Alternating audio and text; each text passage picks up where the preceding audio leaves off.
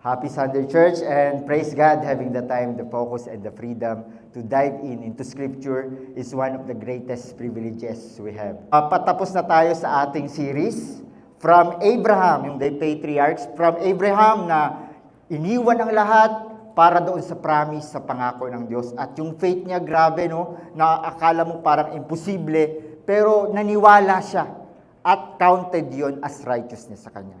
Si Isaac naman, dala-dala niya yung pangako, yung promise ng Panginoon na tahimik, matatag na sumusunod sa Panginoon. At si Jacob naman, yun yung nakipag-wrestle, nakipagbuno sa Panginoon para doon sa pangako, para doon sa promise na kahit nagkamali siya, kahit nagkasala siya, hindi pa rin kinalimutan ng Panginoon yung promise, yung pangako. At ngayon naman si Joseph, yun yung magsasabuhay ng pangako, kahit sa gitna ng sakit. So ako po pala si John Michael Achica from Preaching Class Batch 5. Bago po tayo mag-start, meron po akong tanong sa inyo. Hindi nyo na kailangan magtaas na kamay o sabihin sa akin, meron bang pangalan ngayon sa puso ninyo? Hindi pangalan ng mahal nyo sa buhay, kundi yung isang taong sinaktan ka ng sobra. Yung hindi mo ma-forgive hanggang ngayon. Meron bang ganun? Huwag niyo munang tingnan yung katabi niyo. Mamaya na kayo magtutuos. Patapusin niyo muna yung ating sermon. Meron bang ganun na pagka narinig mo yung pangalan niya, meron ka agad na kirot sa puso mo, na anino pa lang, oops, parang naiiba na agad yung mood. Baka isang magulang, o isang kapatid, o isang kaibigan, o ang pinakamasakit, yung kasama mo mismo sa loob ng church. Kapatid, ang pag-uusapan natin ngayon ay para sa iyo. Dahil ang topic natin ngayon ay isang tungkol sa isang taong binenta ng kanyang sariling dugo, kinalimutan, ginawa ng masama, at lahat ng pwedeng mawala sa kanya, nawala. Pero sa huli, ang sabi niya, sa taong sumira sa buhay niya, binalak ninyong gawan ako ng masama, ngunit binalak ng Diyos gawing mabuti. Walang galit, walang paghihiganti. Ang pangalan niya po ay si Joseph the Dreamer. Ngayon, sundan natin ang paglalakbay ni Joseph mula sa pinakamalalim na hukay hanggang sa pinakamataas na palasyo para makita natin kung paano gumawa ang Panginoon sa gitna ng sakit na tila akala natin wala nang kwenta. So, yung ating topic po ngayon ay yan. The power of forgiveness. Lessons from Joseph's life. Forgiveness flows from trusting God's sovereign hand over our deepest wounds. So yung ating text ay mababasa sa Genesis 37 to 50. Sobrang haba nito, no? Mauubos yung time natin. Pero okay lang ba isasummarize ko yung kwento ng mabilisan para ma-appreciate natin yung bawat point? Okay lang? Sige, summarize natin. Mabilisan na. Ready? 1, 2, 3. Here lang. Now, si Joseph po ay panglabing isa sa magkakapatid. Yung bunso nila ay si Benjamin. Ngayon, si Joseph po ang pinakapaboritong anak ni Jacob. At since paborito siyang anak ni Jacob, binigyan siya ngayon ng special na damit, yung coat of many colors. Ngayon, doon na ngayon nagsumibol yung inggit ng kanyang mga kapatid. At mas lalo pang nagalit itong mga kapatid niya nung nanaginip itong si Joseph ng panaginip na yung 11 bituin luluhod sa kanya. Ang tinutukoy niya dito yung mga kapatid niya, yung mga kuya niya. At lalong nagalit nito, kaya siguro sabi sa eto na naman si Joseph, mapanaginip na ito, bida-bida. Ngayon, isang araw, nandito si Jacob, inutusan si Joseph na tingnan yung kanyang mga kapatid sa bukid. Ngayon, nung pumunta siya sa bukid, habang palapit siya sa kanyang mga kapatid, natatanaw siya ng kanyang mga kapatid. Ang sabi ng kanyang mga kapatid, eto na naman itong mapanaginipin na ito. Tara, patayin natin siya. Binalak siyang patayin, pero sa halip na patayin, hinulog niya lang nila sa hukay. Binenta ng 20 pilak sa halaga ng alipin. Ngayon ang nangyari, dinisib nila si Jacob. Nilublob nila yung damit ni Joseph sa dugo ng hayop para ipalitaw na kinain or nilapa si Joseph ng mabangis na hayop. Napansin nyo, last Sunday, si Jacob yung nagdeceive. Yung pinaglingkod sa atin ni Pastor Mark, yung nag-deceive sa kanyang tatay para makuha yung blessings, pati yung pagkapanganay. Ngayon naman, siya yung diniceive ng kanyang mga anak. Diba? Parang na-boomerang sa kanya. Ngayon, ito na nga. Pumunta na, nasa Ehipto na. Tapos binenta siya, pinagbili siya ngayon kay Potiphar. Ngayon, nandito na siya sa bahay ni Potiphar, tapat siya na alipin. Dahil sa pagiging tapat niya, inangat siya ngayon bilang katiwala. Ngayon, sapat na siya na bilang katiwala, Ito na ngayon, pinagbintangan siya ng krimen na hindi niya ginawa. Ito kasi si asawa ni Potiphar, sinisidus siya. Halos araw-araw, "Hi Joseph, lie with me." "Joseph, tayo lang dito sa palasyo, wala tayong kasama." Sabi ni Joseph, "Ito'y malaking kasalanan sa Diyos. Hindi ko to magagawa sa aking amo." Joseph naman. Tapos biglang kumaripas ng takbo si Joseph at hawak-hawak niya yung damit ni Joseph. Dahil napahiya siya, sabi niya, "Etong Ebreo na ito na tinulungan natin, kahit tinulungan natin, ito pa ang ginanti sa atin. Ginawan ako ng masama." Ayun, nagalit si Potiphar, nilagay siya sa kulungan, at doon sa kulungan, si Joseph po ay nagpapaliwanag ng mga panaginip. At meron doon dalawang dating katiwala ni Paraon, ang cupbearer at saka yung chef, na ipalawanag ni Joseph yung mga panaginip nila. At ngayon, nakabalik yung cupbearer doon sa kanyang tungkulin. At yung isa naman, binitay. Ang sabi ni Joseph doon sa cupbearer, baka naman pagdating mo doon sa kaharian, sabihin mo doon sa mahal na hari yung mga ginagawa ko dito. Pero kinalimutan siya ng cupbearer, nanatili siya ng 2 taon. Ngayon, isang araw na naginip si Paraon ng isang panaginip na walang makapag-explain. Pinatawag yung mga salamengkero, mga mahiko sa buong Ehipto. Walang makapaliwanag sa panaginip ni Paraon. Ngayon, ang nangyari, naalala siya ngayon ng cupbearer, "Mahal na hari, meron akong nakasama doon sa bilongguan na isang batang lalaki na naipaliwanag niya yung mga panaginip namin. Kaya kami nakabalik dito nakabalik ako sa tungkulin." Ganun ba? Sige, patawagin si Joseph. Sinomon ngayon si Joseph. At ngayon, ang maganda kay Joseph, lagi niyang ina-acknowledge yung gawa ng Panginoon. Paraon, ang Diyos ang magpapaliwanag sa panaginip mo. At pinaliwanag ni Joseph ang 7 taong kagutom at 7 taong kasaganaan. Ngayon, nung nasatisfied si Paraon sa explanation ni Joseph, mula sa bilangguan, inangat siya ngayon, second in rank, pangalawa kay Paraon, pangalawa sa makapangyarihan sa buong Ehipto. Imagine, mula sa bilanggo, napunta siya ngayon sa taas. Ngayon, andito na ngayon taggutom. Nangyari severe famine nakarating sa Kanaan. At sa Canaan, nandoon si Jacob at saka yung kanyang mga kapatid. At sabi ni Jacob, "Mamamatay tayo dito sa gutom. Pumaroon kayo sa Ehipto. Merong binibentang pagkain doon na narinig ko si Paraon nagbebenta ng grains." Ayun, naglakbay yung mga kapatid niya sa Ehipto at ang humarap sa kanila mismo si Joseph na binenta nila, na hindi nila nakilala, pero nakilala sila ni Joseph. Ngayon, sinubok muna ni Joseph yung mga kapatid niya, yung puso ng mga kapatid niya, kung talaga bang nagbago na ito, o talaga bang nagsisi na. Ngayon, nung sinubok niya, nakita niya, nag-uusap itong mga kapatid niya. Ito na ata yung parusa ng Panginoon, kaya tayo nagkakaganito. Nung ginawa natin sa ating kapatid. Nung marinig yun ni Joseph, sumigaw siya ng malakas at umiyak. Sabi niya, "Ako ito, si Joseph, mga kapatid ko, hali kayo rito." Niyakap niya, hinagkan niya yung kanyang mga kapatid. At sabi niya, "Huwag kayong matakot. Ang inisip niyong masama, binalak ng Diyos gawing mabuti para iligtas ang maraming buhay." Tapos na po tayo. Pero naintindihan niyo pa yung story? Para ma-appreciate natin ngayon isa-isa. Ngayon, puntahan na natin yung puso ng ating kwento. Wounded, grounded, and founded. Point number 1, please. Yan. Wounded. The wound of betrayal, ang sugat ng pagtataksil. So when Joseph came to his brothers, they stripped him of his robe, the robe of many colors that he wore, and they took him and threw him into a pit. The pit was empty, there was no water in it.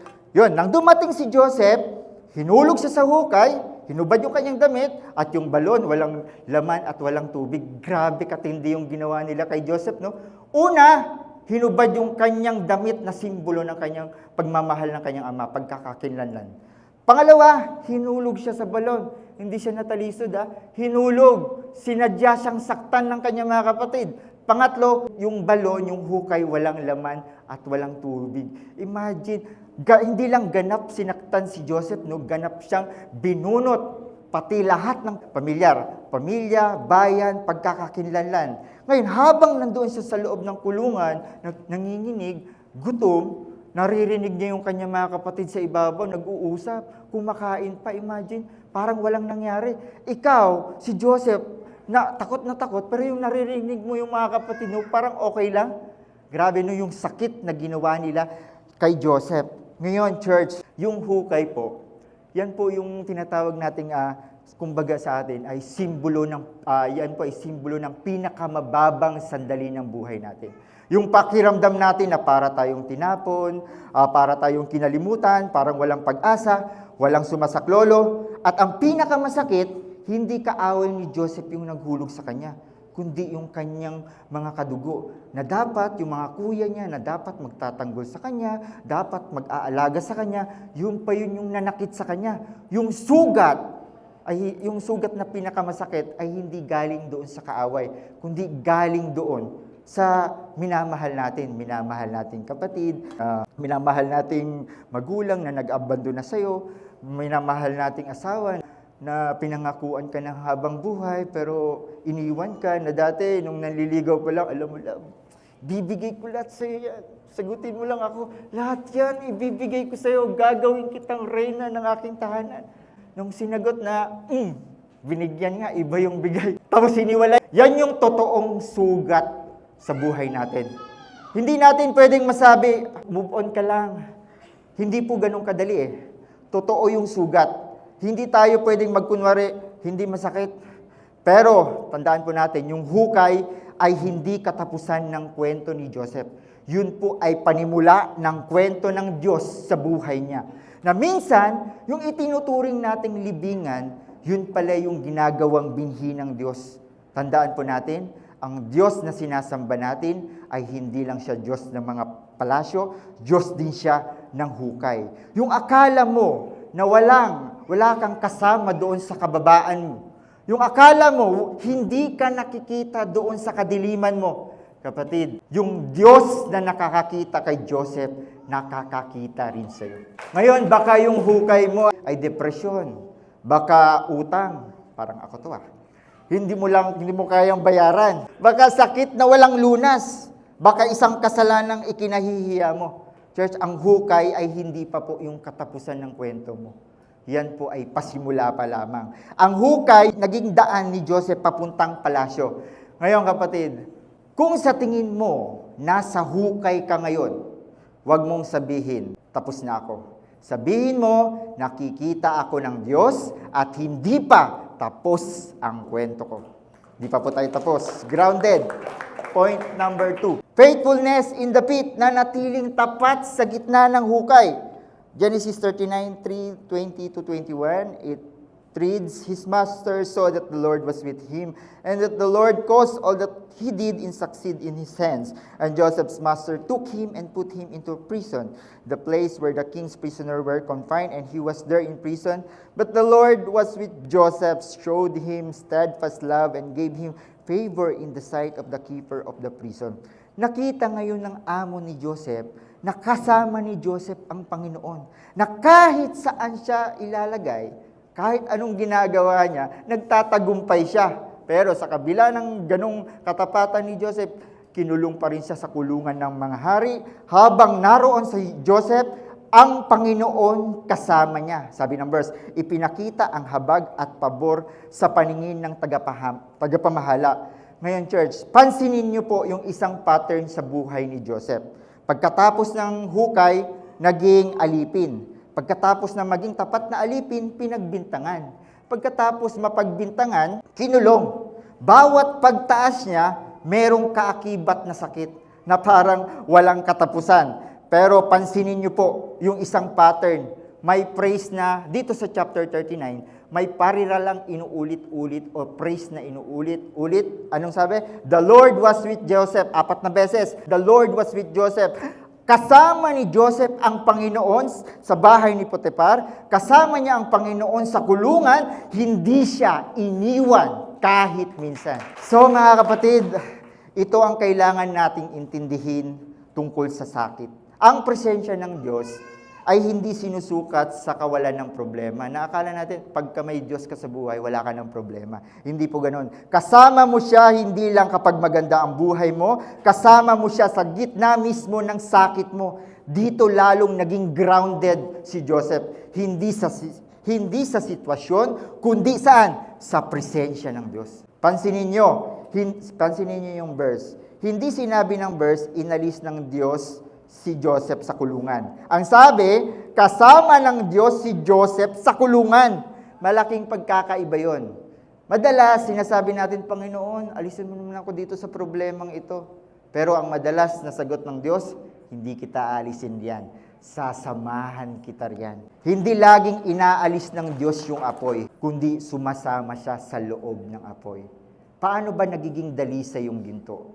Nagiging dalisay ang ginto sa pamamagitan ng matinding init, sa pamamagitan ng matinding apoy para mawala yung mga impurities, yung mga dumi, para magiging pure gold. Ganon dinadalisay ang ginto. Ganon din tayo. Ang sakit na pinagdadaanan mo, hindi para sirain ka, kundi para dalisayin ka. Bakit? May tinatanggal ang Diyos sa iyo, may hinuhubog ang Diyos sa iyo para maging grounded ka. Noong kinulong si Joseph, hindi niya alam na yung kulungan na yun ay yun yung daan para makilala niya yung tagahawak ng kopa na magdadala sa kanya sa harap ng hari.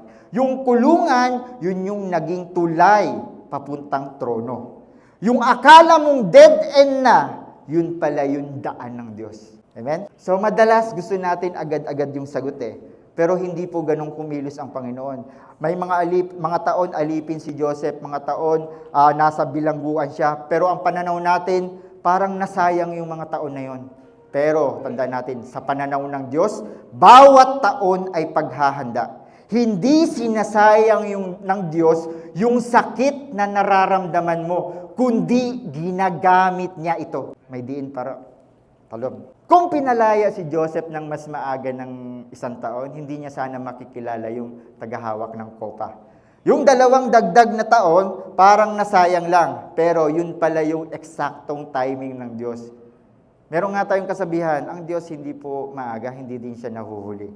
Lagi siyang nasa tamang oras. Amen? Kaya kapag tila tahimik ang kalangitan, huwag mong ipagkamali na ang katahimikan ay kawalan. Ang lalim ba? Baka abala lang ang Diyos sa paggawa ng mga bagay na hindi mo pa nakikita.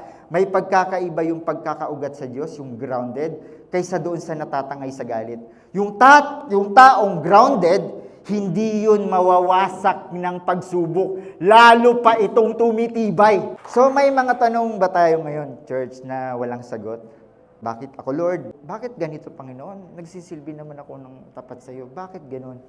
Baka merong kayong tanong ngayon na walang sagot.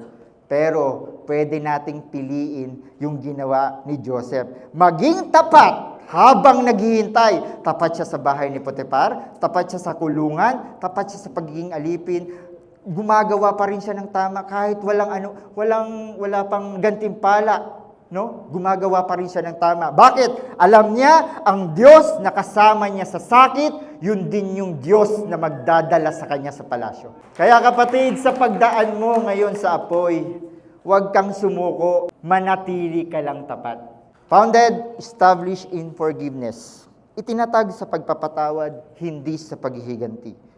Genesis 50:19-20, it reads, "But Joseph said to them, 'Don't be afraid. Am I in the place of God? You intended to harm me, but God intended it for good, to accomplish what is now being done, the saving of many lives.'" Sabi ni Joseph, ngunit sinabi ni Joseph, "Ako ba ang Diyos?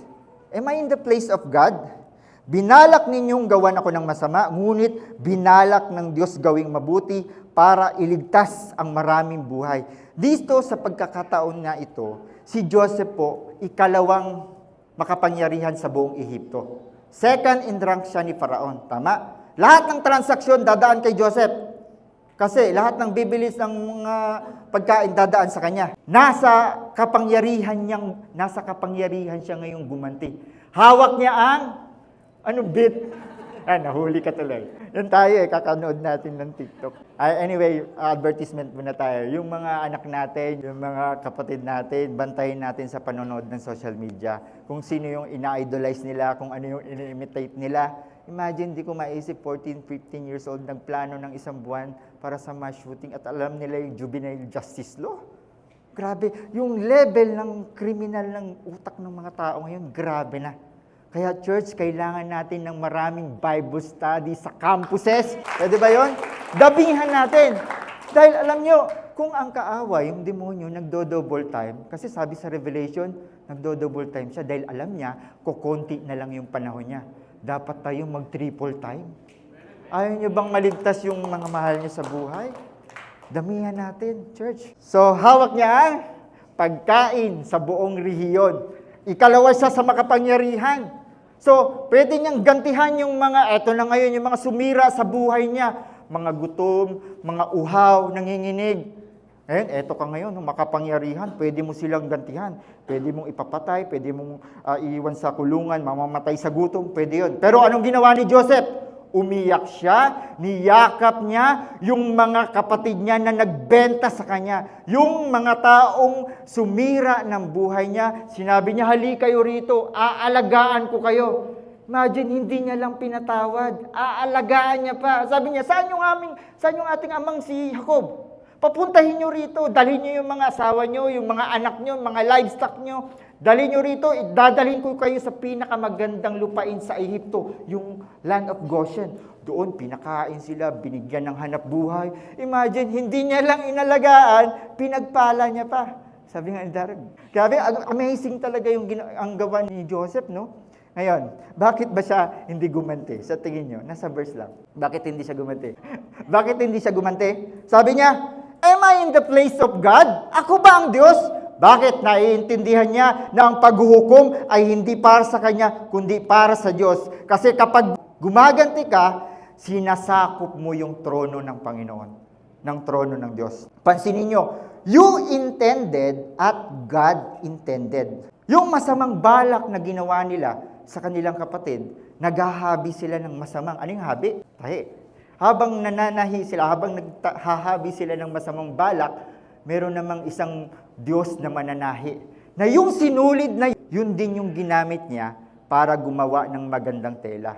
Tandaan niyo po, hindi binura ng Diyos yung ginawa nilang masama, kundi hinabi yun ng Diyos sa mas planong mas maganda, sa mas magandang layunin na ano? The saving of many lives. Ang pagdurusa ni Joseph hindi lang para sa kanya, kundi para sa buong Ehipto, sa buong rehiyon, at para sa kanyang pamilya. So church, bakit kayang magpatawad ni Joseph? Hindi dahil hindi siya nasaktan. Masakit yung ginawa nila.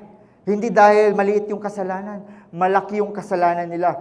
Kaya niyang magpatawad dahil nakita niya ang Diyos sa likod ng lahat. Ito ang sikreto ng kapatawaran.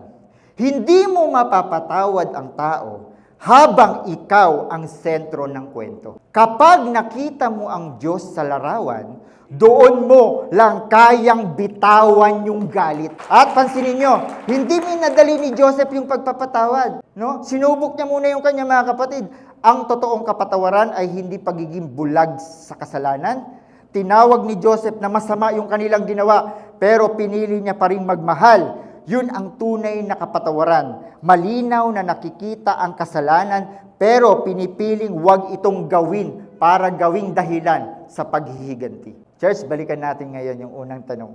Yung taong na hindi mo mapatawad, alam ko, madaling sabihin, mahirap gawin. Baka may magsasabi pa ngayon sa inyo, John Mag, di mo lang alam kung gaano kasakit yung ginawa ng tao niya sa akin. Ang sakit-sakit na. Popoy ko. Hindi makakarelate yung mga Gen Z. Ano? So alam ko, hindi ko alam kung gaano kasakit, pero alam ng Diyos. Ang kapatawaran po ay hindi pagkalimot.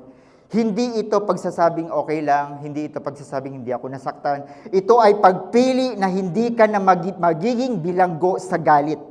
Kapag hindi ka nagpapatawad, ikaw mismo ay bilanggo sa kulungan. Ang galit mo, yun yung hukay, yung sama ng loob mo, yun yung kadena, at yung taong ayaw mong patawarin, malaya samantalang ikaw ay nakakulong sa sakit ng nakaraan. Anong sabi ni Peter sa ating Panginoong Jesus? Makailang beses ko patawarin ng aking kapatid? Makapitong beses? Anong sabi ng Panginoong Jesus? Hindi lang makapitong beses, makapitongput-pitong beses. Walang kalkyo nun, kaya hindi sila makakapagbilang. Anong ibig sabihin ng Panginoon? Walang katapusan. Ang ibig sabihin nun, walang hanggan. Hanggan may bumabangon na galit, ibabaon mo agad sa kapatawaran. Bakit? Hindi dahil para doon sa mga taong nakasakit sa'yo, kundi para sa'yo, para makalaya ka. Church, pakinggan nyo na mabuti. Si Joseph po ay magandang larawan. No, magandang larawan sa kapatawaran. Pero merong pang anino lang yon. Pero may dakila pang Joseph na dumating. Si Joseph, minamahal ng ama. Ang Panginoong Jesus, minamahal. 10 minutes, okay. Minamahal na anak ng ama. Si Joseph, pinagkanulo. ng kanyang mga kapatid. Ang Panginoong Hesus pinagkanulo nung kasama niya. Si Joseph, binenta ng 20 pilak. Ang Panginoong Hesus, binenta ng 30 pilak. Si Joseph, hinulog sa hukay ang Panginoong Hesus. Anong ginawa sa Panginoong Hesus? Pinatay at nabuhay na maguli. Meron na akong verse na gusto ko lang i-emphasize dito sa Philippians 2:6-8, no? Kasi nung nabasa ko yung hinubad si Joseph, ito yung nag-pop up sa brain ko. Parang may algorithm ata yung brain ko. Sabi, siya nalikas na kalagayan ay Diyos siya, no? Makapangyari, i-ano ko na lang, mabilisan. Hinubad niya ito, nagpakababa at naging tulad ng alipin at nagpakumbaba hanggang sa kamatayan, maging sa kamatayan sa krus. Ngayon po, nasa kalagayan na Diyos, pero hinubad niya ito. Hinubad niya yung kanyang kaluwalhatian. Hindi ibig sabihin, natigil yung kanyang pagka-Diyos. Sa Griego po, ang ibig sabihin ng hinubad yung kanyang sarili, kenosis, it means nagpakumbaba, nakitulad sa alipin. So anong ginawa sa ating Panginoong Hesus? Anong ginawa sa Kanya? Pinagkanulo, niluraan, pinalo, kinurona ng tinik, ipinako sa krus, si Jesus na walang sala, perpekto, banal. No? Siya na walang kasalanan, pinarusahan para sa atin na puno ng sala. At habang nakapako siya sa krus, anong lumabas sa bibig niya? Hindi ganti, hindi paghihiganti, kundi ang sabi niya, Ama, patawarin mo sila. Hindi nila alam ang kanilang ginagawa. Ito po, gusto ko pong i-point dito sa verse na ito. No? Ang Panginoong Hesus, walang sala, walang kasalanan. No? Binayaran tayo sa ating mga kasalanan, pinatawad tayo sa ating mga kasalanan. Ngayon, church, sino ba tayo para hindi marunong magpatawad? Tayong mga makasalanan, tayo na nagkukulang araw-araw, na tayong merong sama ng loob sa maliit na bagay, kung ang Diyos walang utang kahit kanino man, nagpatawad sa ibabaw ng krus, sino tayo para magtanim ng galit sa puso natin? Ang Diyos na walang kasalanan, ngayon ikaw, ibig bang mo sabihin, mas maawain ka pa rin, mas maawain ka sa Diyos? God forbid. Isa lang ang mabuti, isa lang ang mabait, ang Panginoon. Church, naalala niyo po yung kwento ng tungkol sa isang alipin na pinatawad ng hari na may malaking kasalanan sa kanya. Na tumanggi magpatawad yung alipin sa kapwa niyang alipin na may maliit na utang sa kanya. Anong sabi niya? Anong sabi ng hari? Hindi ba dapat maawa ka rin gaya ng pagkaawa ko sa iyo? Church, it is hard to forgive, no? Until we remember how much we've been forgiven. Ito, Tagalogin ko para tatagos. Ang hirap magpatawad hanggang maalaala natin kung gaano kalaki ang pinatawad sa atin. Amen? Yung Panginoong Hesus, dala-dala niya yung kasalanan mo. It was the will of the Lord to crush Him, to justify His wrath, to justify His own purpose. The Father will to crush the Son, the one He loved most, so that He will never have to crush you. And that's the gospel, di ba? Isipin nyo yung taong nakasakit sa inyo, yung mukha, yung pangalan, yung sakit. Isipin nyo ngayon ang krus. Ang Panginoong Hesus nakabitin sa krus. Ang sabi niya, Ama, patawarin mo sila. Hindi nila alam ang kanilang ginagawa. Hindi dahil madali, church, kundi dahil pinatawad ka rin. Ngayon, church, bitawan mo na yan ngayon. Sabihin mo sa katabi mo, bitawan mo na yan ngayon. At sabihin mo, ngayon, sa puso mo, pinapatawad na kita, hindi para sa iyo, kundi para makalaya ako dahil pinatawad ako ng Diyos. Praise God.